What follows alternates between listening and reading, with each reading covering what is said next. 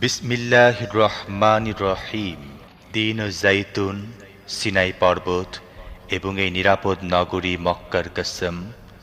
আমি মানুষকে পয়দা করেছি সর্বোত্তম কাঠামোয়, তারপর তাকে উল্টো ফিরিয়ে নীচতমদেরও নিচে পৌঁছে দিয়েছি, তাদেরকে ছাড়া যারা ঈমান আনে ও সৎ কাজ করতে থাকে।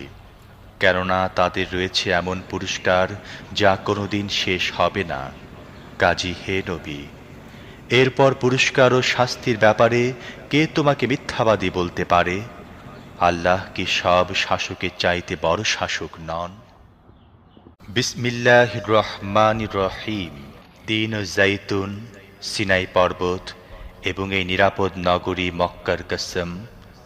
আমি মানুষকে পয়দা করেছি সর্বোত্তম কাঠামোয়, তারপর তাকে উল্টো ফিরিয়ে নীচতমদেরও নিচে পৌঁছে দিয়েছি, তাদেরকে ছাড়া যারা ঈমান আনে ও সৎ কাজ করতে থাকে। কেননা তাদের রয়েছে এমন পুরস্কার যা কোনোদিন শেষ হবে না।